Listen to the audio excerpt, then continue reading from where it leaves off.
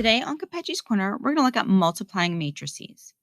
Now, the first question is, when can you multiply matrices? Because you can't do it all the time. So when the number of columns in A is equal to the number of rows in B, then we can multiply.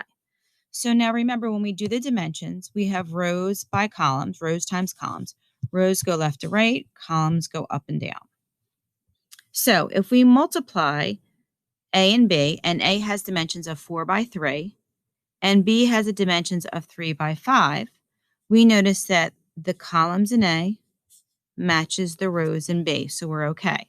Now, what will our answer look like? Well, it's going to be basically what's left, a 4 by 5. So that's what our answer will be, a 4 by 5 matrix. Let's look at our first example. So if I have A has dimensions of 3 by 4 and B has dimensions of 4 by 2, I notice that my columns in A is equal to my rows in B, so I can multiply them, and then my answer will be a 3 by 2 matrix. Let's look at B. I have a 5 by 3, and B is a 5 by 4, so if you notice, I can't multiply these because my columns in A do not match my rows in B. So I can't multiply them, so I can't find the product. So we basically just say that the product is not defined.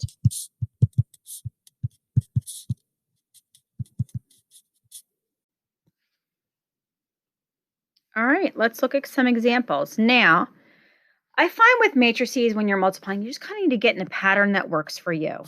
So let me use my little highlighter tool.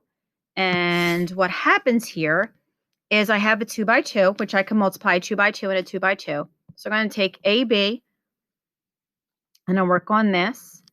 And I'm going to multiply that by this one here. So basically EJ. So A and E are going to be multiplied.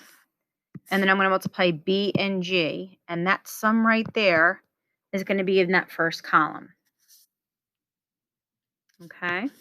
Now what will happen after that is we'll do one more example. If I have in my, on the bottom part there, I have C and D. I'm going to use this first one and first one. So CE. So again, I'll use C times E. And then I'll multiply D times G, and then I'll add those products together. All right, so let's get started. Now, some of this it's good to do in your head, and some of it's good time to write down. So you have to really figure out what works for you. Okay, so I'm going to take 6 and negative 3. I'm going to multiply it by this number here. So 6 times negative 5 gives me negative 30. Negative 3 times 3 gives me negative 9. Okay, then the next thing I'm going to do is I will do negative 10. I'll do what's in red here. So negative 10 times negative 5 gives me 50. Negative 2 times 3 gives me negative 6. And again, I'll do the sums when I'm all done. I'll just make it a little easier. So I'll take 6 times negative 4, which gives me negative 24. Negative 3 times 3 gives me negative 9. And I'll do the last one, and then I'll be able to start adding things together. Negative 10 times negative 4 gives me positive 40. Negative 2 times 3 gives me negative 6. Okay, so negative 30 minus 9 gives me negative 39. Negative 24 minus 9 gives me negative 33. 50 minus 6 gives me 44. And then 40 minus 6 gives me 34. So that's my that's my answer right there. Okay, now we're going to test some properties. We're going to test the commutative property. So can I multiply G times H? I already have the number of rows and columns written down. And if I take G times H, my resulting matrix is going to be a 2 by 2. And I know that because of this 2 and this 2 there. So let's start multiplying here. So I'm going to take this row and that column. 1 times 2 gives me 2. 3 times negative 2 is negative 6. Negative 5 times 1 is negative 5. Okay. Now I'll do another one, and I have this row and this column again. 4 times 2 gives me 8. Negative 2 times negative 2 gives me 4. 0 times 1 gives me 0.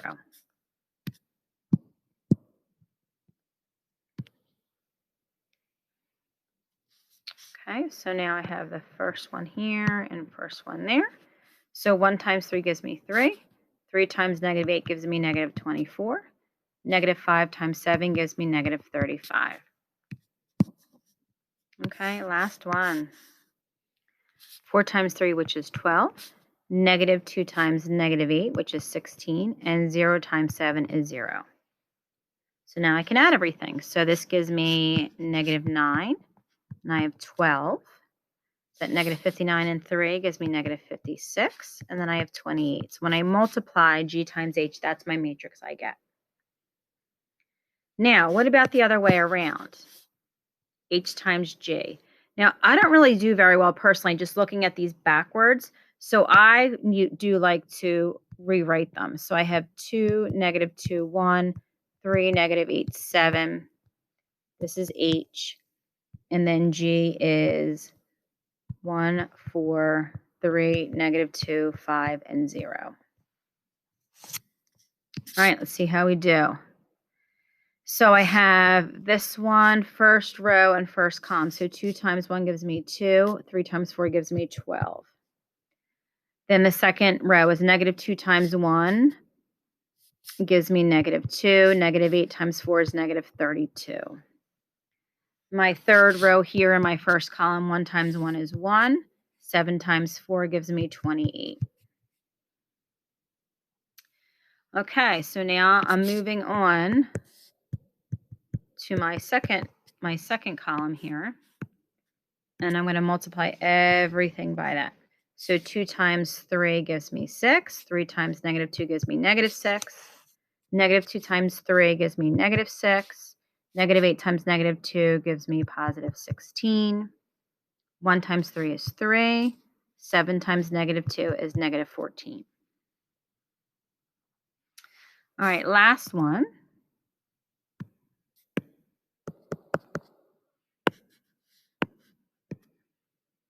Okay, now we're dealing with this last column here. So I have 2 times -5 is -10. 3 times 0 is 0. -2 times -5 gives me +10. And again, I have 0. And the last one I have is -5 plus 0. Let's add everything up. So I have 14 and -34 and +29. And I have 0, 10, -11, -10, 10, and -5. Okay, so now the question was test the commutative property. So all I did was change the order, GH and HG. But my question is, do I have the same matrix? I don't. So it does not work. Commutative property does not work for matrices. Okay, so this commutative property does not work for matrices. Okay, let's check what we have next. So now we're going to test the distributive property and see if that works. So the first thing we're going to do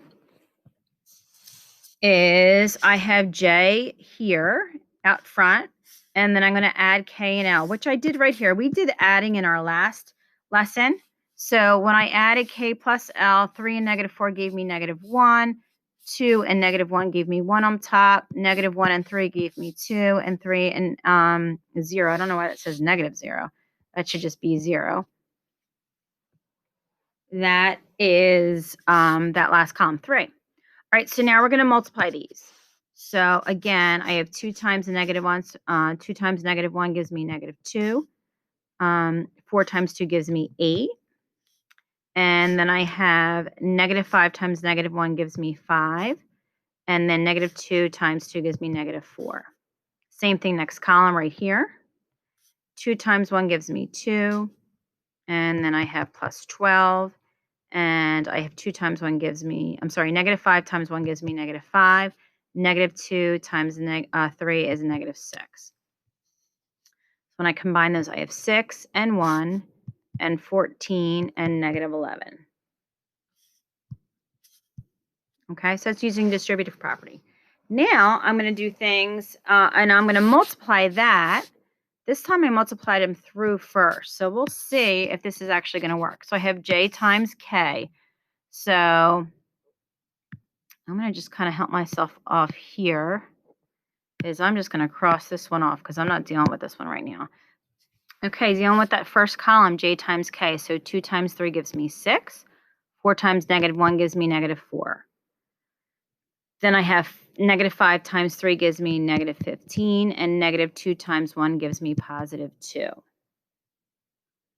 Go to the other column, and I have 2 times 2 gives me 4. 4 times 3 gives me 12. And then I have -5 times 2 gives me -10. -2 times 3 gives me -6. Combine what I have, and I have 2, -13, 16, and -16. Okay, let's see what would happen. So I'm going to erase this. And we're going to do j times L. So again, I'm just going to cross off what I don't need so I don't overlap some things by accident. So I have 2 times -4 gives me -8. And 4 times 3 gives me 12. And then I have 2 times, -5 times -4 gives me 20. And -2 times 3 gives me -6. Sorry, I knew that that's a negative. And then next column, I have 2 times -1 gives me -2. And 4 times 0, I kind of like that 0. Actually, remember I don't know why that says negative there. That's 0. And then I have -5 times -1 gives me 5. And I know the other one's going to be 0. So this is going to be 4 and 14 and -2 and 5. So now when I add them together, I get 6, right? Because remember, that's what that said, that plus in here. I get 6 and 1 and 14 and -11. And look, that does match. So the distributor property in matrices will work. Okay, last problem for today. Here comes our favorite. Word problems. Okay, it says for a particular swim meet, 7 points were awarded for first place. So 7 points for first, 4 points for second, and 2 points for third place. Find the total number of points for each school. Which school won the meet? So we're going to use this with matrices. We're going to try it. So here are my results. First, second, third. And here are my points.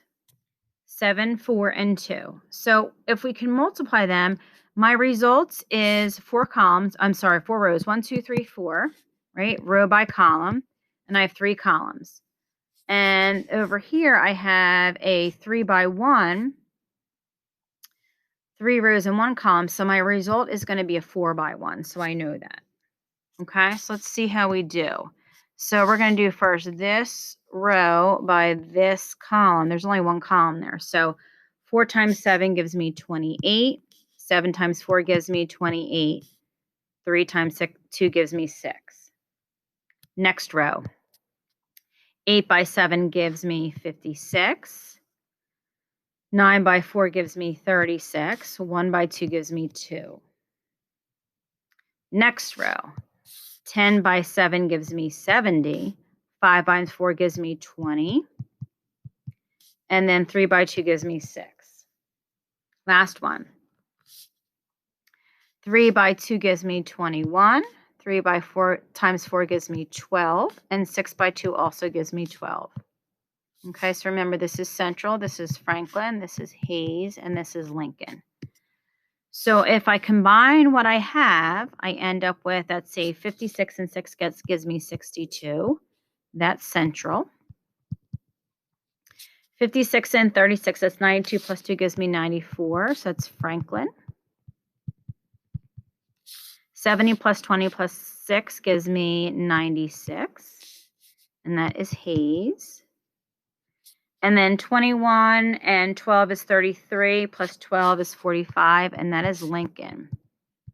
So the question says, which school won the meet? And it looks like Hayes is the winner. Hayes won the meet. Okay, great job today. Thanks for stopping by. Have a good one.